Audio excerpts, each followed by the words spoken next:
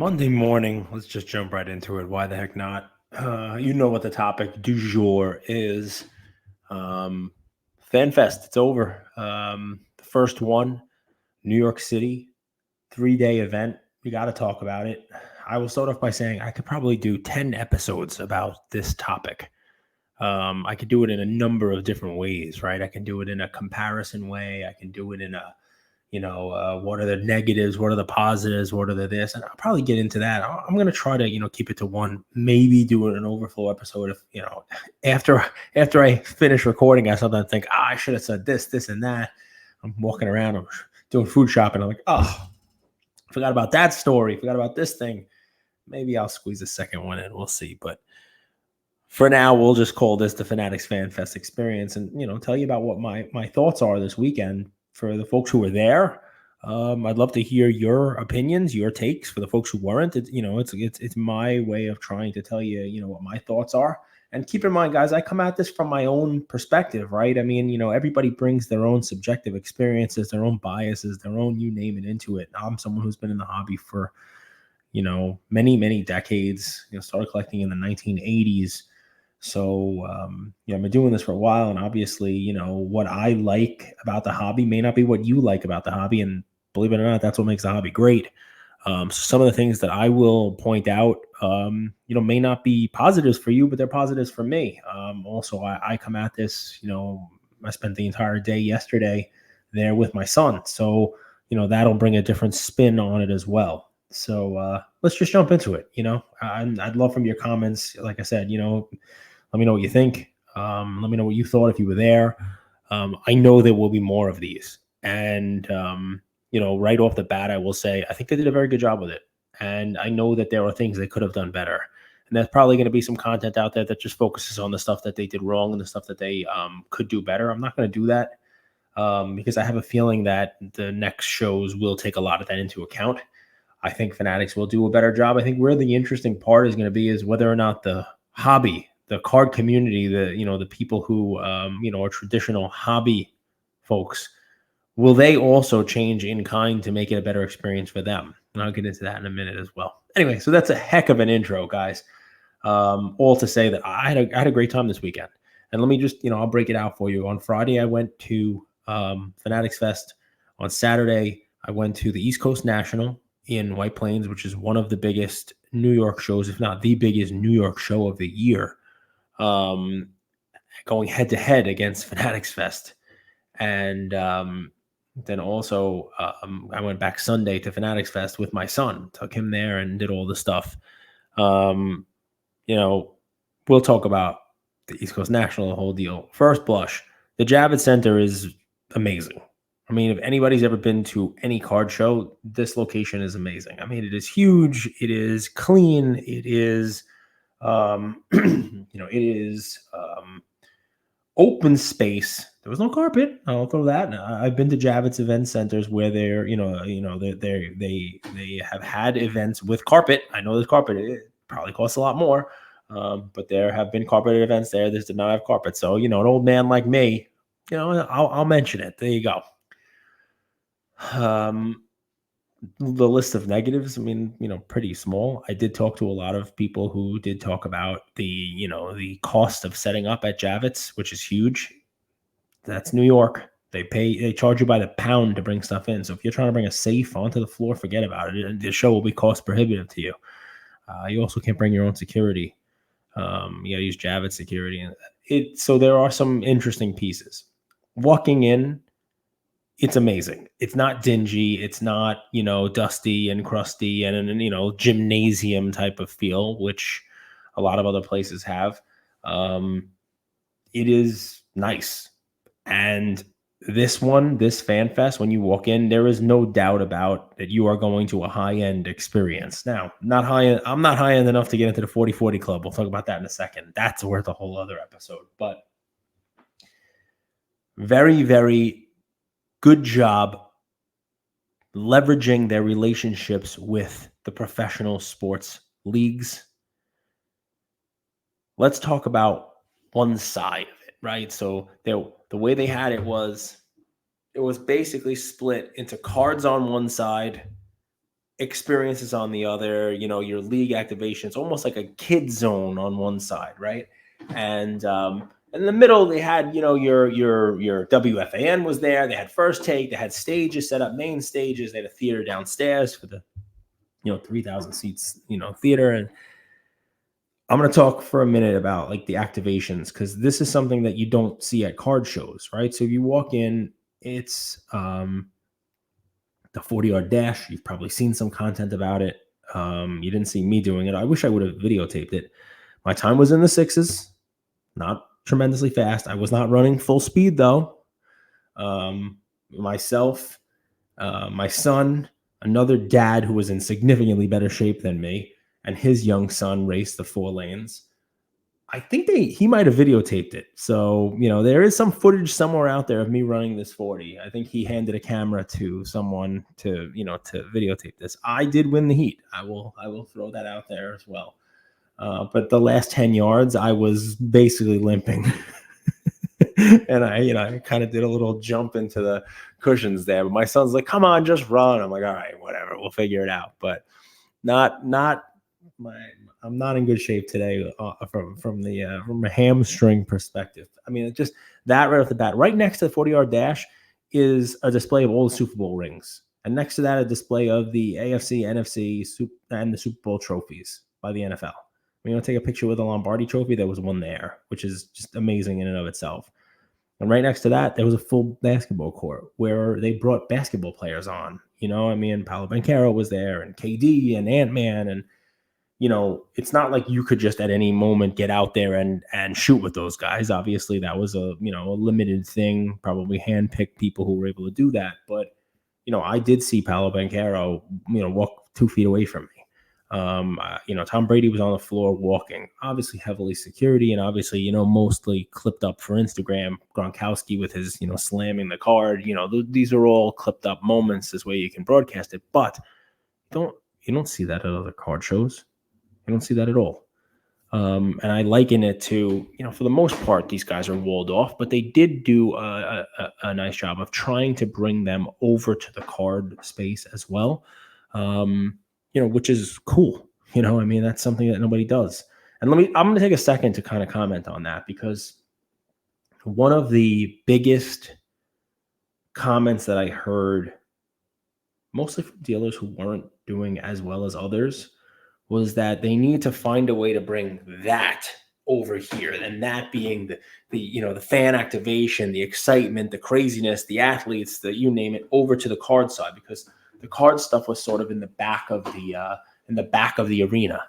It was really on the right side. You know what I mean? Like not back. Just there were entrances. You can go in on the right, and you'd be right there.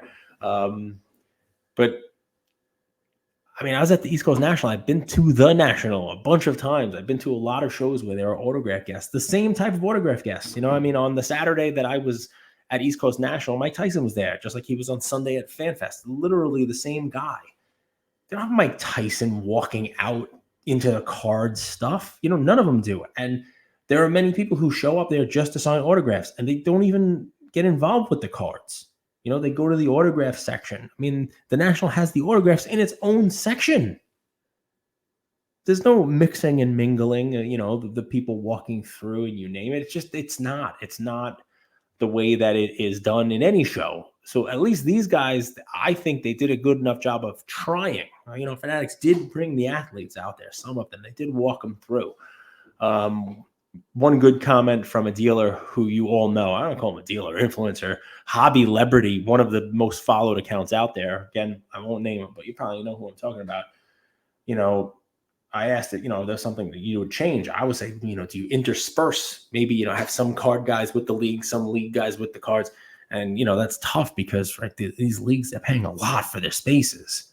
And, there's a huge space being paid for the guys who are, out there. You don't want to have like the $3,500 guy back. What this dealer influencer, Hobby Liberty, said to me was, maybe you put the card stuff at the entrance and everything else beyond. Basically saying you don't put the milk in the front of the store, in the supermarket, right? When people are coming in the supermarket, they're going to buy milk, but they got to walk it to the back of the store to get the milk. That means they got to pass the other stuff that maybe they pick up on the way. It's an interesting thought just from a setup perspective, right? Because if you got to walk through the cards, it's like, oh, I'll stop that. I could see a parent saying to their kid, all right, we'll get that on the way back. And then you do all the activation stuff, you do all the stuff, and then on your way out, you're walking through the card section. Maybe you pick something up as like a souvenir. Maybe you pick something up as like, hey, I'm going to grab this. It was an interesting thought. And so, I mean, again, I'm already 10 minutes in. It's going to be hard to do this. Lots of positives, right? I mean, MLS had a little soccer thing set up there where kids could play soccer. My son loved that. He spent the whole Sunday basically like, I'm going to play soccer, play video games, you name it. It was very exciting. The MLS, setup was there. People were throwing footballs around, kicking soccer balls around. There were, video game, MLB, FIFA, college football, you name it. Slurpees, a little Slurpee truck, which never really had a long line, little tiny Slurpees. Kids could go in there, this way people didn't have to leave and go get a drink, just walk over to the Slurpee thing. There you go. Ample spaces for food and you name it. I will say, I'm going to spend 5 minutes on this. I don't care. The wrestling fans win the event. They win the day. They win the weekend. They made the show what it is. I'm just throw it out there, right? I know they have their own events, and I've talked about this leading up to it. You knew it was going to be a wrestling-dominated event because if you looked at the app or the website, weeks beforehand, every wrestling thing was sold out. Everyone, all the photo ops, all of the autographs, you name it. And people came, with money in the bank, suitcases, full garb, outfits, and not forced. Some of the hobby people did it and they dressed up like, wrestling people. That's forced. The actual fans, they're not doing it because they have to do it to stay in the good graces. These fans don't care that Fanatics sees them dressed like that. They're doing it because they're actual fans, right? So there are plenty of them who, when Cody Rhodes came out on stage, everyone from the entire place ran, whether they were in the card section, whether they were in the MLS, they all ran to the stage and they were chanting his stuff and they were singing his song and just, I mean, it was pretty nuts to see. I mean, they had people in the basketball court just lined up watching the the wrestling stuff. Bailey, I mean, I'm not going to name everyone, Ripley, or every wrestler, but they made the event. They signed a lot of autographs. They signed a lot of stuff. I mean, Hulk Hogan was there, and they did a killing. Hulk Hogan. I mean, they made a lot of money with Hulk Hogan. Hulk Hogan signed like crazy. Probably could have signed 3 times what he signed, but he signed a lot. And listen, they did a good job. And the wrestling fans, you want to talk about like a Fanatics experience? The wrestling fans, they made it immersive. It's sort of what Michael Rubin was talking about, like, dress up for it a whole day. These guys did, so one guy scared the shit out of me. He was dressed like the Fiend. And it was kind of nuts, right? And there were some sports people dressed up with sports stuff too, but the wrestling, that took it to another level. And, it made me think about, like, how do you bring that into cards? Maybe the thought was, that idea of having it on the walkout, right? Having like the, having the card people set up on the walkout, and you have like wrestling tables. Like, all right, well, somebody's buying a Bailey card, somebody's buying a card of Cody Rhodes, on the way out. And instead of having to make a trek off to the side and get the stuff, I will say, from a card perspective, in the beginning, people were a little complainy. Is that it? Spent a lot of money for a table. It was like $3,000, $3,500 plus whatever you wanted to bring in, you had to pay for in the whole deal. By the end, everybody seemed to be happy with the show. A lot of people. I think Saturday with Travis Scott. I mean, let's not. You're right. I'm not gonna be able to do one episode.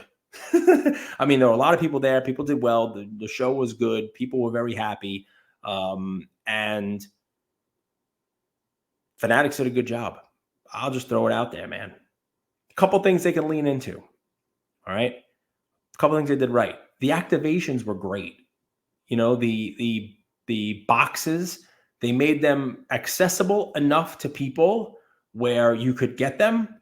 and they made them limited enough so that they're going to have value, right? So, they got to do a good job of making sure that, like, let's talk about the Topps Chrome exclusive, right? It was $300 a box. There were blasters for $500. The line started on Friday. They still had some availability for these things. You could still buy them. And it was almost like free money. I saw signs at the, different tables where it was, hey, go ahead and buy a box for 300 and sell it here for 400 or 450. Go buy a blaster for 50 and sell it here for 75. Instant money. You're making your money, which is a pretty impressive thing. Also, people rather open them up. People can save them, flip them on secondary. That's a cool thing. So a lot of people opening them up. That brings folks in. It provides some liquidity, and it may bring somebody over from that fan thing, like, oh, I'm buying this. And by the way, you go over to the card thing and, turn it into even more money and maybe spend it on some cards. You know what I mean? Maybe spend it over in that card area. They did a good job with that. The Cactus Jack thing was, the Travis Scott thing. Obviously, that was a huge hit, right? I will tell you guys that I bought a VIP ticket for this event, and I think that was a huge waste. There was absolutely no difference between a VIP ticket and anything else. It may be different if you are an autograph seeker, which I don't do. I think there was a separate line for people who were getting autographs. You can get on the VIP line and kind of like, I guess, skip the line or, that may in and of itself have some value to it if you're doing that. I can't speak on that because I don't get autographs from people. I don't really pay to get autographs from people. I mean, Sean Kemp was an exception. But I don't really do that. I'm not like a huge autograph chaser. But, the VIP got me nothing except I will say this.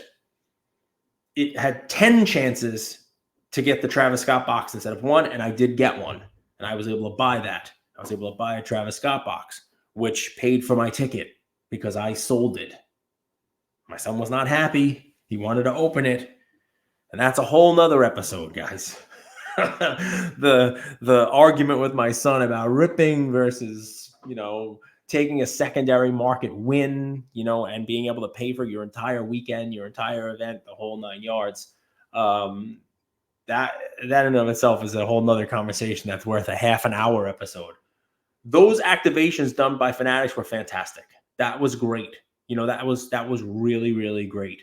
Guys were able to pick that up and flip it. People were able to open them. They were able to create content around those things. There was a palpable buzz, and there was Travis Scott doing his thing, signing boxes with Michael Rubin. That was cool because you had a celebrity, you had fandom. He basically gave an impromptu concert there. And then that was also tying it into the cards. So, say what you want about, a Travis Scott box of cards. It's not something I'm going to collect, right? It's not something that I'm going to think is ever really going to hold long-term value, but I could be very wrong about that. I actually didn't like the way the cards looked. All of what I just said is basically irrelevant. The relevant part is that was one thing they did very right, because it got people who may not be involved in cards thinking about cards. If they could just be there looking, to see Travis Scott, Travis Scott fans, music fans, people who were there for something else, wrestling, now seeing this. Oh, let me buy one of these boxes. Let me see, let me get them to sign a box or get a card. Oh, wow, this is a Topps card. Oh, it's look, it's Jason Dominguez or it's Elliot De La Cruz. I wonder if he has other cards. Let me move over into this section and see what kind of cards I get. Or maybe, hey, look, I got a box. Maybe I can sell it and, maybe buy some wrestling cards from somebody of the WrestleMania, guys who I like. It's an interesting thing.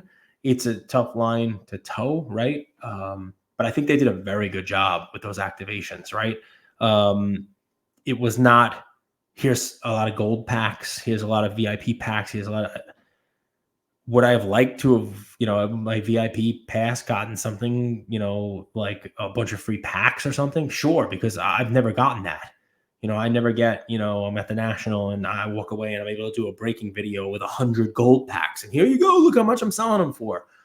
I'm sure you're going to see a lot of that now following FanFest with those boxes. A lot of the breakers bought boxes and, they're going to do breaks and, with the Travis Scott stuff and probably like the Chrome FanFest stuff. I like the City Fan Fest stuff. I went there with my son. I probably will wait a year or two and go and find Aaron Judge with the city in the background when no one's looking for it anymore and pick it up probably a lot cheaper than it's going to sell for this week. That'll be something I keep, to remember going to the show with my son. He had a great time. And we didn't bring any cards with us because I didn't want to have him stuck with cards. I wanted him to be able to experience it and go wherever he wanted. Now, let me tell you what's a funny thing and a great thing that we learned. And hey, Fanatics, listen to this for a second. And Breakers, listen to this for a second. He loves sports. He wanted to do every single thing. There were things he couldn't do. That WWE walkout, what an amazing thing. You guys got to bring 2 next time. No BS. You got to set 2 of them up. 1 just for kids. I'm being serious because I love that the adults get into it, man. I mean, I was listening to FAM this morning, Sports Talk Radio, and one of the guys who works at the station was there with his family and, wanted to do the walkout and was upset that they took his water bottle away because he couldn't do the full-on Triple H, put the water in his hair and spit the water out. They took his water bottle away. Guy, the next person comes on stage is going to fall down. They can't let you do that. But man, that thing, unless you got there like when it opened with your VIP pass and ran over to it to get in, it's like the Peter Pan ride in Disney World. Another comparison, by the way, that I will get to if you guys allow me to be a little lengthier on this episode. That was a cool thing. My son didn't get to do it. He's not a huge wrestling fan. He would have done it. But, something cool he just didn't get to do. But he loved playing soccer, throwing a football around, just doing all that. But let me throw this out there, okay? The kids who were there doing sports, looking at jerseys, getting autographs, watching their wrestling guys on stage, you name it, they don't give a shit about Shine. They do not care.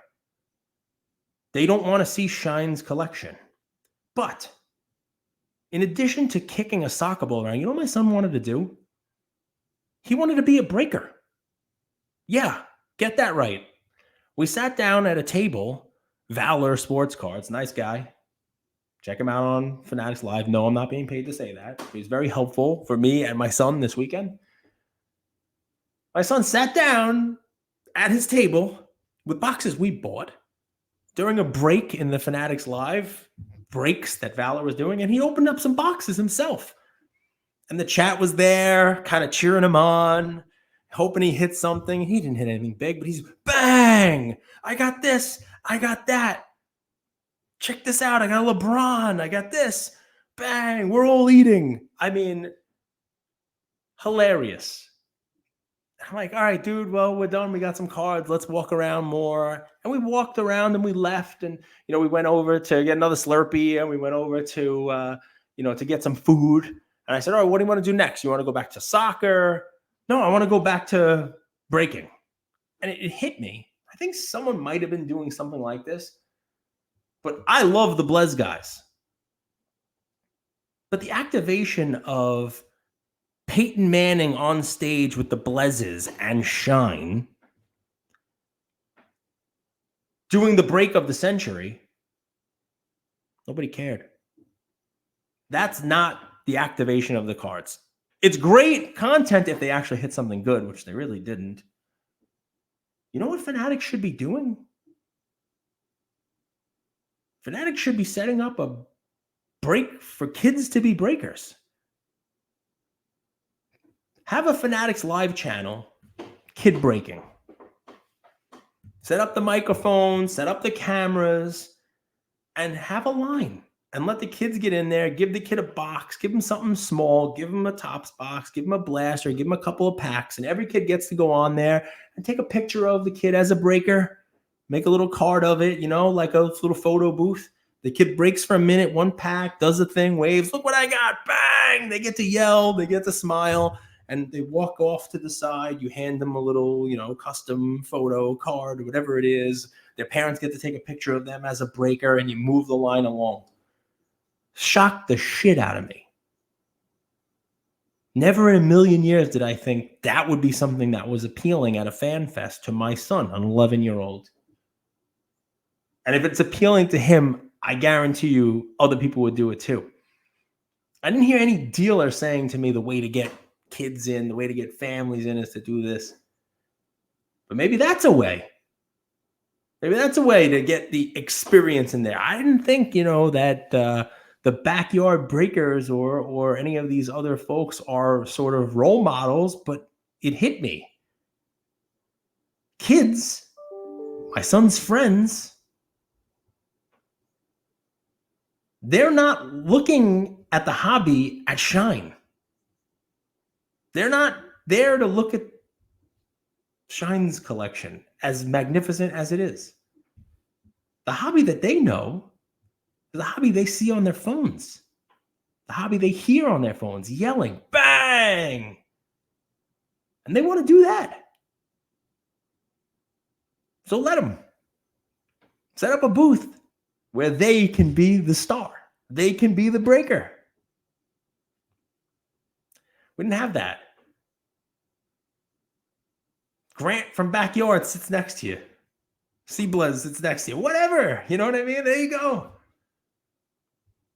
Interesting, fun little thing. All right. So it's already 26 minutes, guys, and I don't like to do these so long. I had a blast at Fanatics Fest. Great job by them. A commentary about the East Coast National. I had a good time there too. My son set up. We were there the whole day. He did very well. Autograph lines there as well, all over the place. And none of those people got off the autograph lines and went and bought cards. So anybody who says that, Fanatics didn't do a good job of bringing the people who were there for one thing into cards, nobody does. It's not something that any card show has ever really done well. People show up with their stuff to get signed and they leave with their stuff to get signed.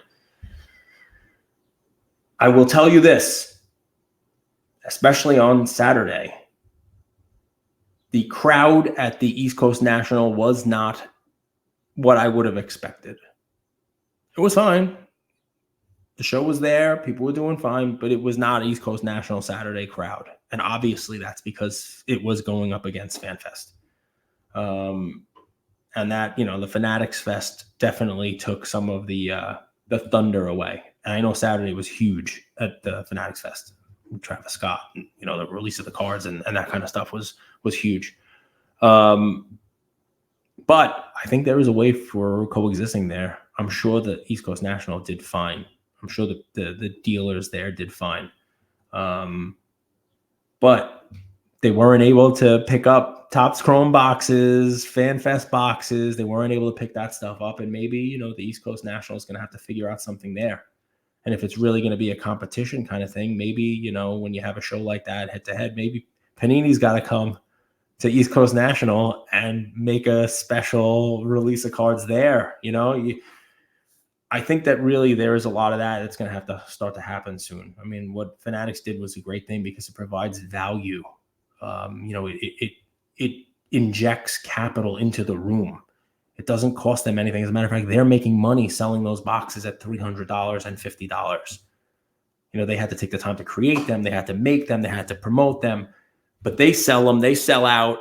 And then automatically that money is now injected into the room because there is a markup to them. They are worth more than what that person paid for them. People wait online. They generate buzz and excitement. And then they're able to take that and in many instances sell it. And now cash in the room, extra cash, has just been created almost out of thin air.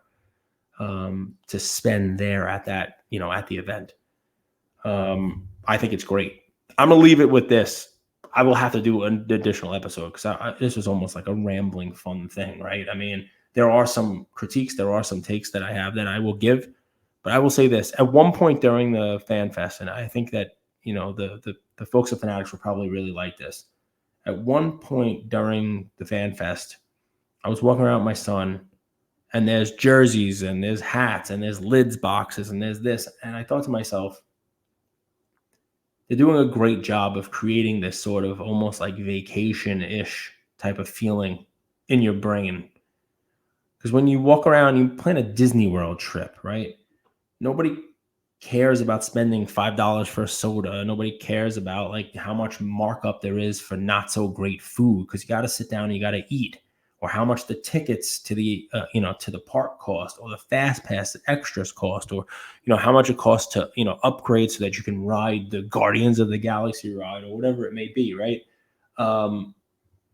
At some point your wallet almost gets thrown out the window because you're on vacation, And there was a moment there where I said, you know what? If I were coming in from out of town, like if I were a huge wrestling fan, and my son or daughter or family were wrestling fans, and we came to Fanatics Fest for the weekend, went to New York for the weekend, I would be buying everything. I'd buy a Money in the Bank case. I'd buy an autograph. I'd buy this stuff just because, this would be a once a year or once every other year kind of experience, and you spend the money. And you don't have that feeling when you walk around a card show. Right? You don't have that, like, this is an experience where people are going to come in for that. Now, I personally will not probably go to LA. I probably won't, go to, fly into other places for this stuff. It was fun. It was in my backyard. It was easy to get to. But I can see it turning into sort of that experience type of thing. And with that, people spend money. And if you figure out a way, Fanatics, to get that experience level, get that money in the room, and convert it to money being spent on cards, and the dealers are bringing their wrestling cards, or they're bringing cards of people who they know are going to be there, that could be a win for everybody. I think it was really a great show. My son had a blast. I had a blast with him. And he had fun at East Coast National too. They're very different events. They were very different shows. I think this is going to be good for the overall space because it gets everybody to keep innovating. It gets everybody to keep thinking about kind of what we have to do to bring this thing forward and make it better each time. Fanatics is able to activate leagues, and have kind of cool stuff there, make it more of an experience. Good stuff. All right, guys, I'm going to cut it here because I'm over half an hour and I have probably another hour's worth of content. So I lied in the beginning and said I would make this one. I'll probably do 3 episodes. We're going to call this the Fanatics FanFest Experience Part 1. And then we'll get into more of the card stuff in there. I just wanted to kind of let you guys know what my thoughts were of the event. And I also, just let me leave it with this.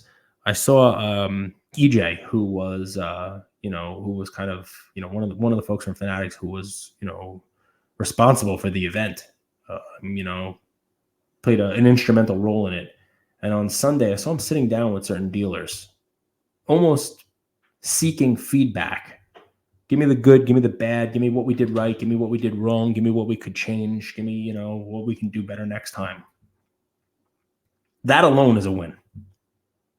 That alone is all you really want to see when you are someone who is paying to have a table, someone who is involved in the space. That's a human interaction from a humongous company. Fanatics as a whole doesn't have to do that. This is a face. This is someone who is, understanding that this is a first run of this and wants to hear from the stakeholders, wants to hear from the people who are, paying to be there, how they do, what could be done better, what were the pain points, and let's see what we can do about fixing them on the next go round. That's a good thing. That alone is a good thing. Anyway, guys, there'll be a part 2 or maybe even a part 3, I promise. I'll talk to you guys soon. Have a great week.